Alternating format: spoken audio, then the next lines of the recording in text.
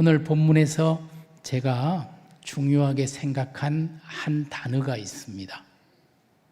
한 음절로 된 단어인데 조금 어려울 것 같아서 제가 그냥 답을 말씀드리겠습니다. 때라는 단어입니다. 우리가 읽은 본문 가운데 23절과 27절에 때라는 단어가 3번 나옵니다. 23절에 인자가 영광을 얻을 때가 왔도다. 그리고 27절에는 2번이 나오는데요. 아버지여 나를 구원하여 이 때를 면하게 하옵소서. 그러나 내가 이를 위하여 이 때에 왔나이다. 영어 성경을 보면 31절에도 때라는 단어가 나옵니다. 오늘 짧은 본문이지만 때라는 단어가 반복해서 나오고 있지요. 그런데 오늘 본문에서 말하는 예수님이 말씀하신 이 때는 어떤 때일까요? 무엇을 위한 때일까요? 구약 성경 전도서 3장에 보면은 수많은 우리 인생의 때들이 나옵니다. 28가지나 되는 때가 쭉 나오고 있거든요.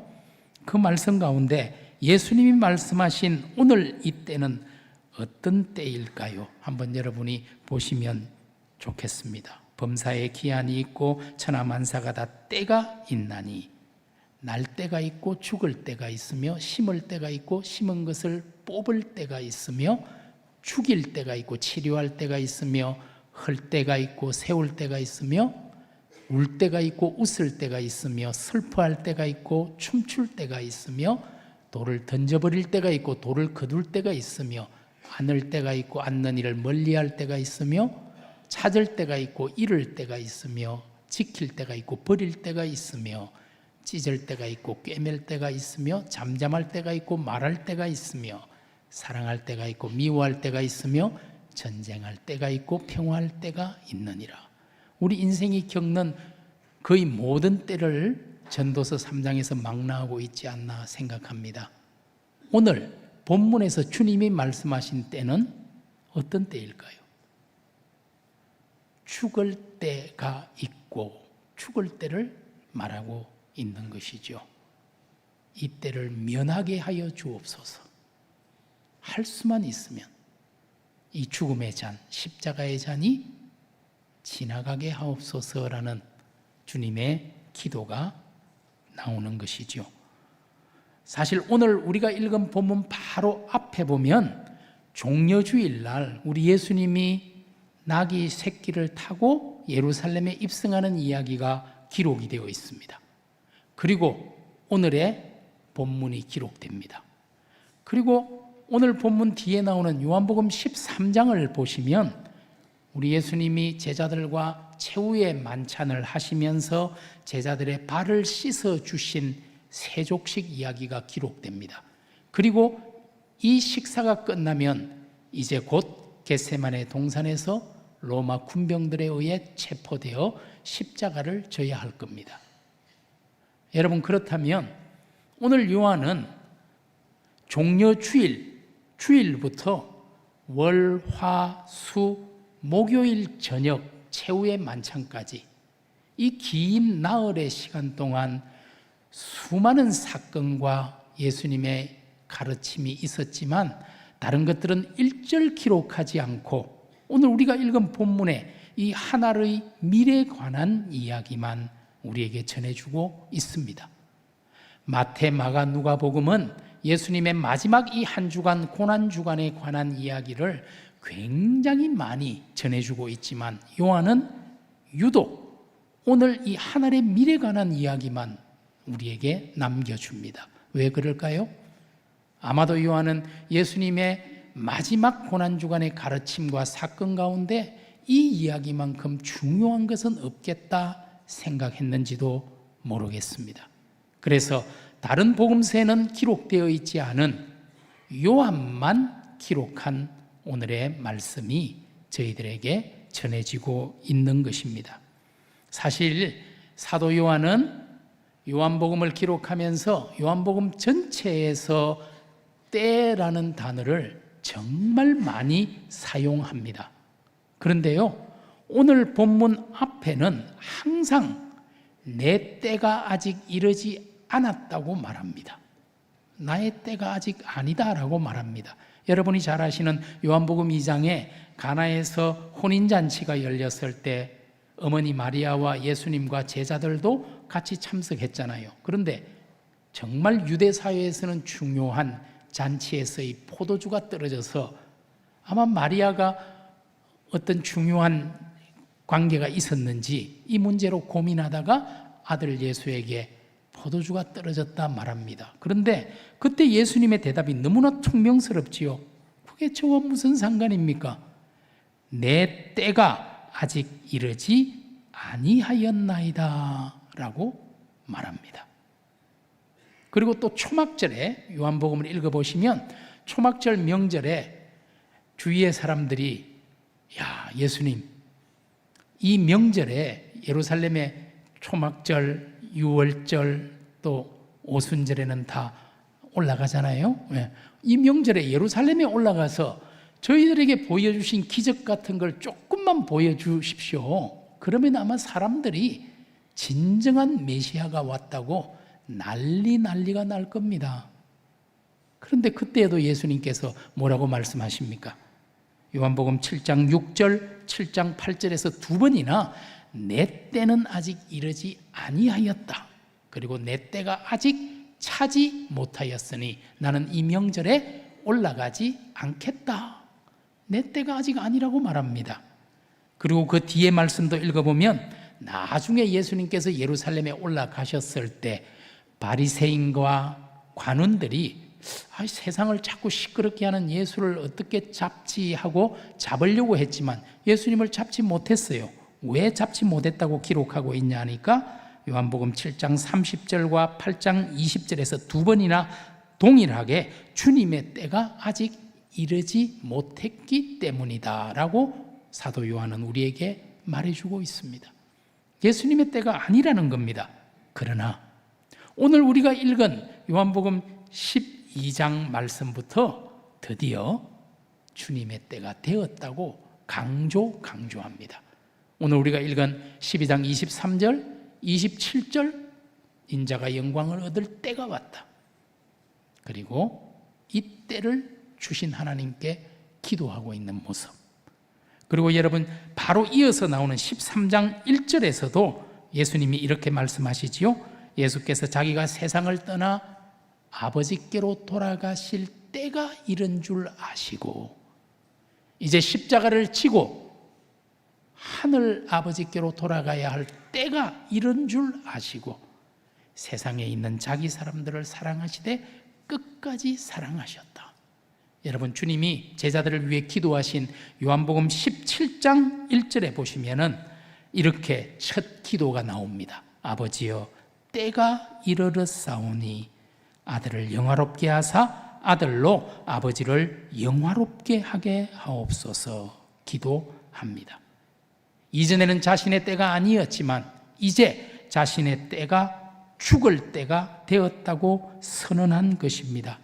자신이 세상에 온 목적이 십자가를 지고 죽음으로 하나님을 영광스럽게 하고 온 인류를 구속하기 위함임을 유대인만이 아니라 오늘 본문에서 예수님을 찾아온 헬라인들까지 포함해서 모든 인류를 구원하기 위해 오신 빛이라는 사실을 밝히 선언하신 것입니다.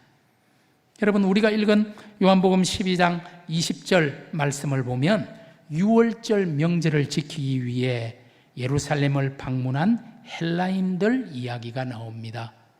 여러분 아시는 것처럼 유대인들은 아무리 먼 곳에 살아도 1년에 3번은 꼭 예루살렘에 와서 그 명절에는 제사를 드리지 않습니까? 아마 오늘 본문에 나오는 이 헬라인들, 이방인들은 유대교로 개종한 헬라인들일 것입니다. 하지만 이 사람들은 먼 곳에서 살기 때문에 이 유월절 명절 가까이 되어서야 예루살렘을 방문하게 되었습니다. 그런데 와보니까 예루살렘에 온통 예수라는 사람 이야기로 난리가 났습니다.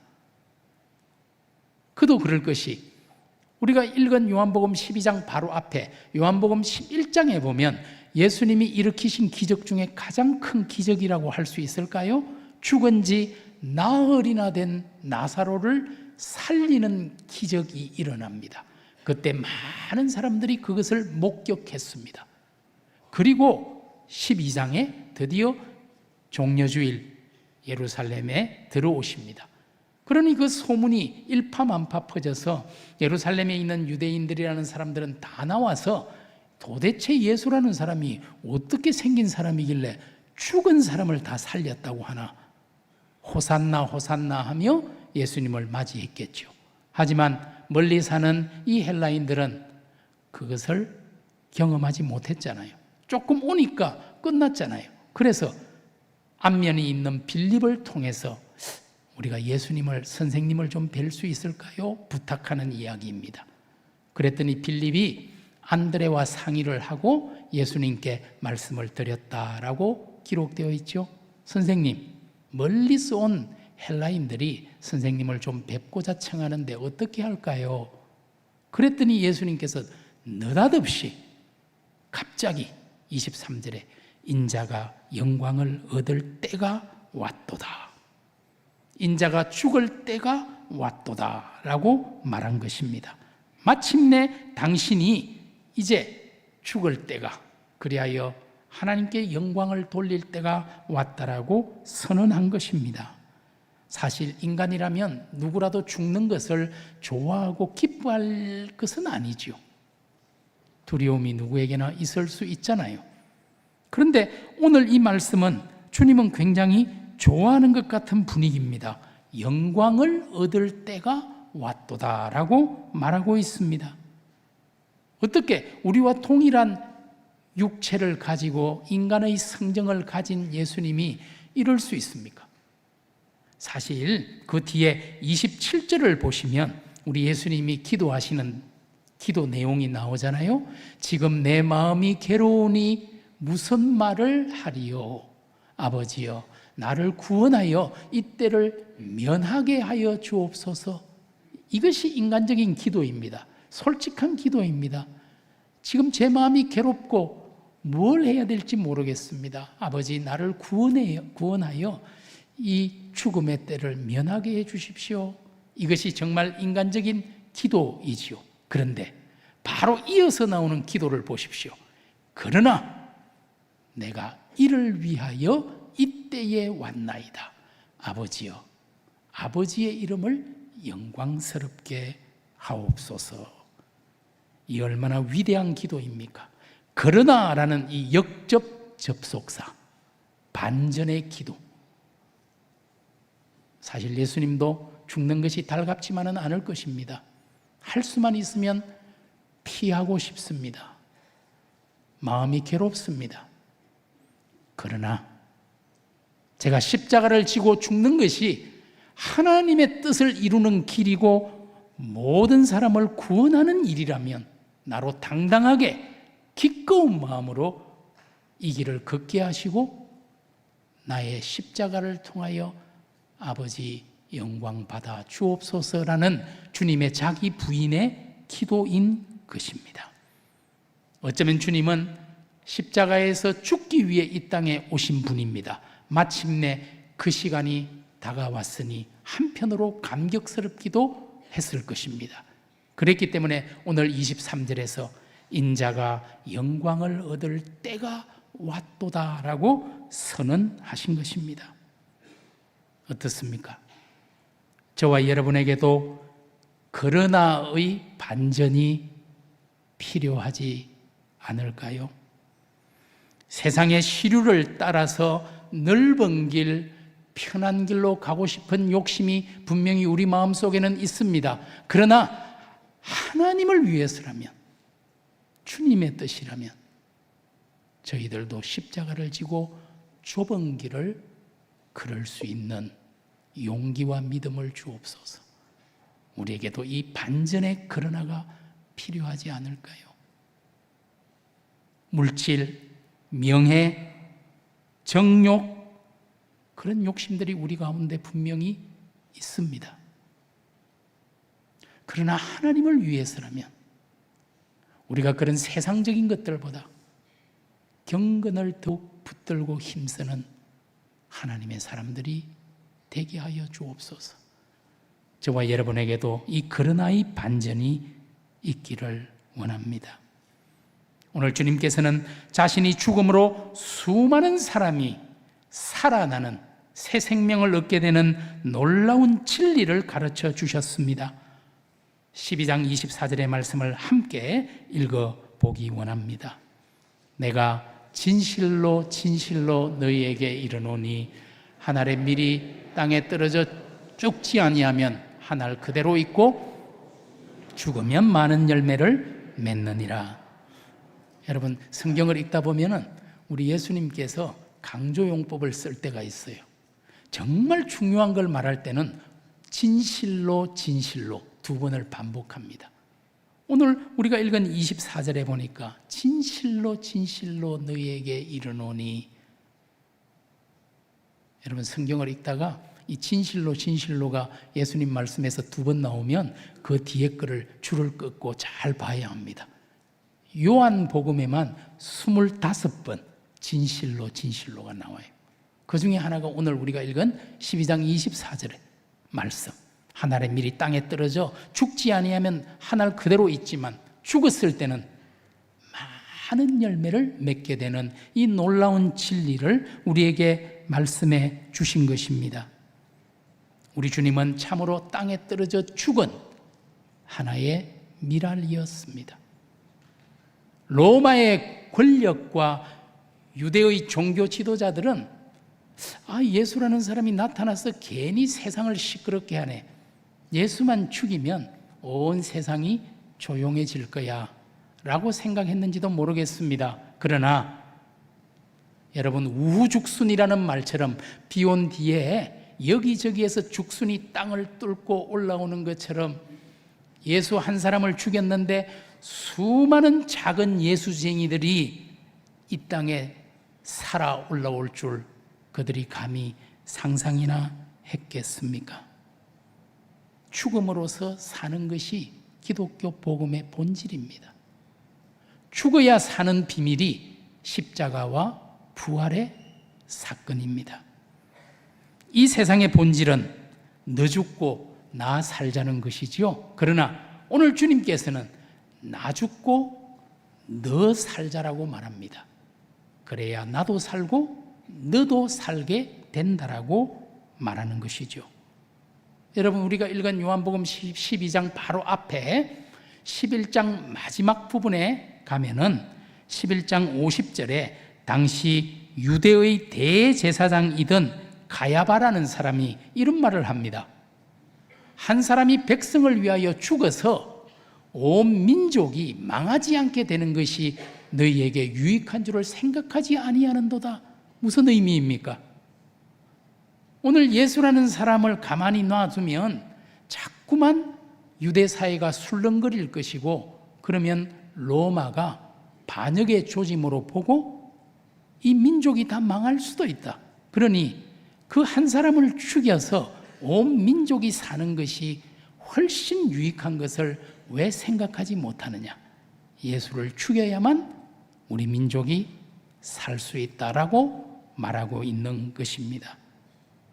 대를 위한 소의 희생, 이 얼마나 그럴듯한 논리입니까?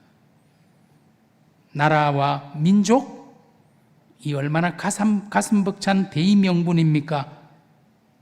이 그럴듯한 논리, 하지만 실상 가야바가 두려워한 것은 나라와 민족의 장래가 아니라 자신의 종교적 기반이 무너질까 하는 이기적 두려움이었습니다.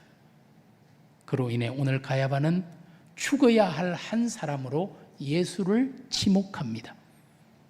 그러나 우리 예수님은 내가 죽어야 할 하나의 밀알이요 씨앗이라고 선언하십니다. 너 죽고 나 살자가 아니고 주님은 나 죽고 너 살자라고 한 것입니다. 여러분, 이것은 참으로 하늘과 땅의 간격만큼이나 큰 것입니다. 자기를 위해 남을 죽이고자 했던 가야바는 결국 망하고 말았고 그가 대의명분으로 내세웠던 유대 민족도 얼마 못 가서 로마에 의해 완전히 망하고 말았습니다. 하지만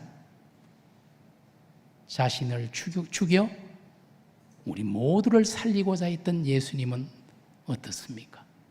지금도 저와 여러분의 마음속에 살아계신 주님으로, 살아계신 하나님으로 계시지 않습니까? 오늘 주님이 죽음으로 우리 모두를 살려내는 놀라운 기적의 역사가 일어난 것입니다. 저와 여러분은 과연 어떤 사람입니까?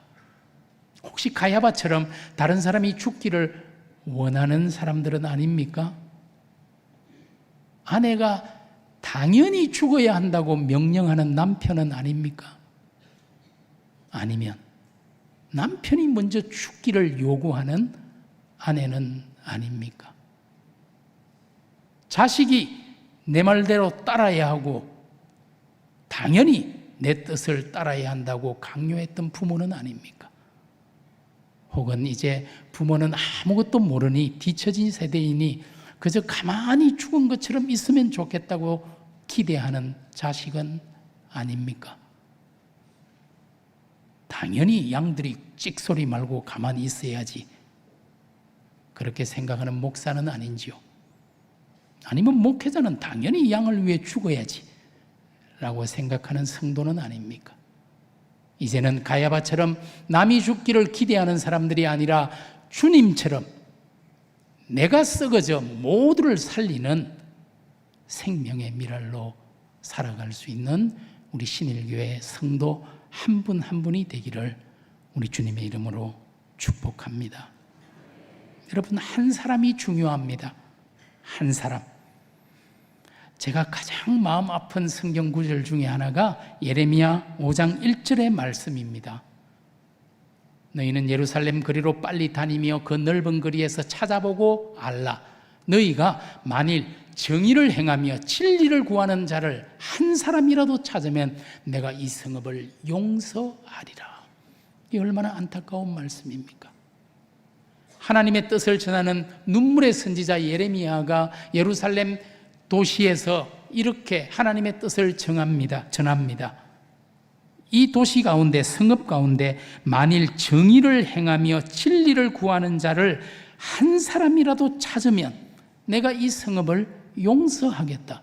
그러나 놀랍게도 그 도시에 정말 하나님의 뜻을 따라 정의를 찾고 진리를 찾는 한 사람이 없어서 결국 바벨론에게 망하고 말았습니다. 참으로 두려운 말씀입니다. 오늘 하나님의 마음에 합한 한 사람이 없을 때 우리 한국 교회가, 한국 사회가 버림을 받을까 두렵습니다. 오늘 하나님께서는 한 알의 밀, 한 사람을 찾고 계십니다.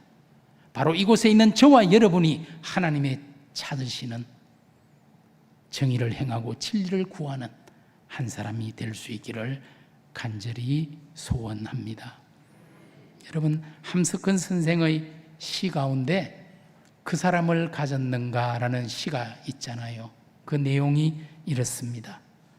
말리길 나서는 길 처자를 내맡기며 맘 놓고 갈 만한 사람, 그 사람을 그대는 가졌는가? 온 세상 다 나를 버려 마음이 외로울 때에도 저 마음이야 하고 믿어지는 그 사람을 그대는 가졌는가? 탔던 배 꺼지는 시간 구명대 서로 사양하며 너만은 제발 살아다오 할 그 사람을 그대는 가졌는가? 불의의 사형장에서 다 죽여도 너희 세상 빛을 위해 저만은 살려두거라 일러줄 그런 사람 그대는 가졌는가? 잊지 못할 이 세상을 놓고 떠나려 할 때 저 하나 있으니 하며 빙긋이 웃고 눈을 감을 그 사람을 그대는 가졌는가? 온 세상의 찬성보다도 아니하고 가만히 머리 흔들 그 한 얼굴 생각에 알뜰한 유혹을 물리치게 되는 그 사람을 그대는 가졌는가? 이런 한 사람을 여러분 주위에 두고 있다면 여러분은 정말 행복한 사람입니다. 그런데 하나님에게도 이런 사람 한 사람은 있어야 하지 않겠습니까? 저와 여러분은 무엇을 위해 살다가 어떻게 죽을 것입니까? 아웅다웅 세상의 이익을 쫓아 살다가 세월을 보낼 것입니까? 아니면 하나님 나라의 꿈을 위해 살아가다가 기쁘게 세상 소풍을 마칠 것입니까? 누가 한국교회를 위한 한 사람, 한 알의 밀이 될 것입니까? 내가 죽어서 내 가족이, 우리 교회가, 이 사회가, 세상이 살 수 있다면 기꺼이 하나의 밀알이 되기를 소원하는 예수의 사람들이 될 수 있기를 진심으로 소원합니다. 하지만 이것은 결코 쉽지 않은 선택일 것입니다. 왜요? 오늘 본문이 말하고 있잖아요. 24절에 보니까 한 알의 밀알처럼 되려면 죽어야 한다고. 25절에서는 자기의 생명까지 미워해야 한다고. 26절에서는 끝까지 주님을 따라야 한다고 말합니다. 참된 하나님의 사람이 되는 것은 그냥 어영저영 해서 될 일이 아닙니다. 어려운 일입니다. 힘든 길입니다. 그럼에도 불구하고 나로 주님 닮은 하늘의 밀이 되게 하여 주옵소서, 하나님 찾는 한 사람 되게 하여 주옵소서라는 간절한 기도가 저와 여러분의 기도가 되기를 원합니다.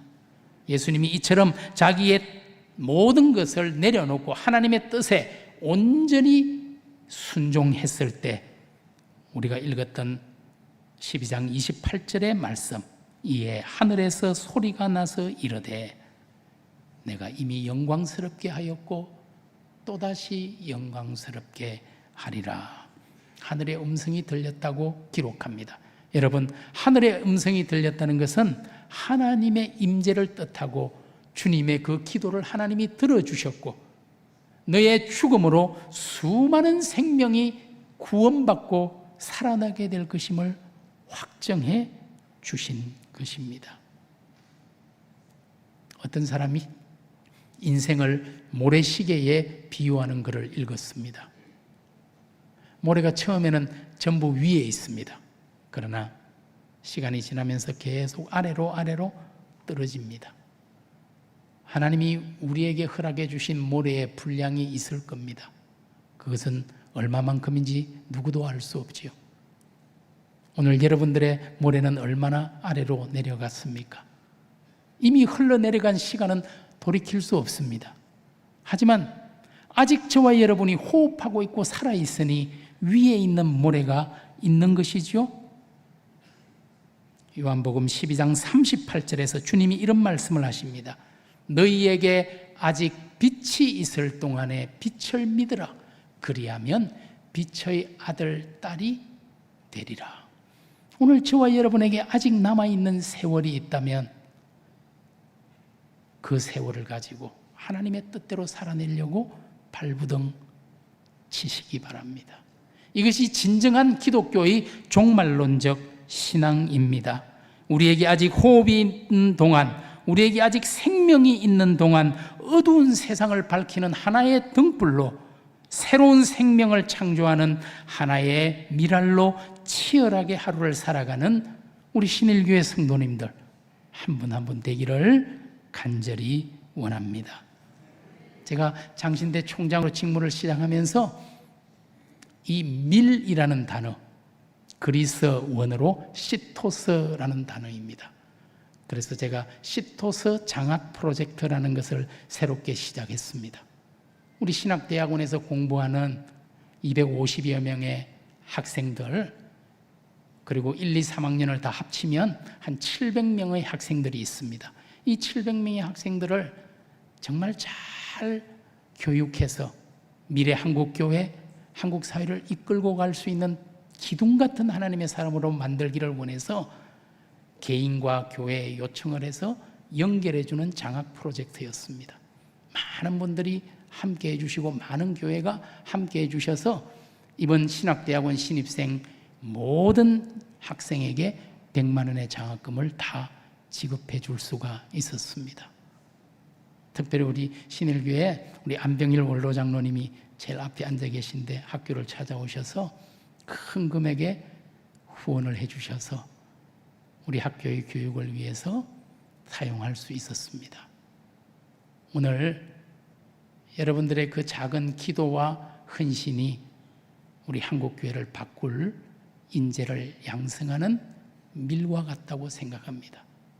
아브라함 같은, 다윗 같은, 사무엘 같은, 그리고 우리 주기철 손양원 한경직 같은 그런 사람들이 우리 신학교에서도 분명히 자라날 것이라 믿습니다.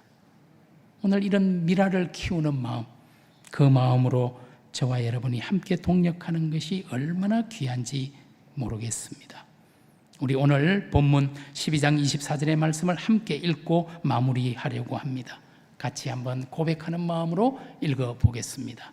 내가 진실로 진실로 너희에게 이르노니 한 알의 밀이 땅에 떨어져 죽지 아니하면 한 알 그대로 있고 죽으면 많은 열매를 맺느니라. 아멘. 영어 격언 중에 No cross, no crown이라는 말이 있지요. 십자가가 없으면 멸류관도 없다. 누군가가 한 알의 밀이 되었을 때 수많은 생명의 역사가 있습니다. 여러분 모두도 가정을 살리고 직장을 살리고 교회를 살리고 세상을 살리는, 그리하여 결국 자신도 살리는 하나의 밀알, 우리 신일교회 한 사람 한 사람이 될 수 있기를 우리 주님의 이름으로 축원합니다. 기도하겠습니다. 하나님, 독생 예수 그리스도를 한 알의 밀로 이 땅에 보내주셔서 우리를 구원해 주신 그 크신 은혜를 생각할 때 감사와 찬양을 올려드립니다.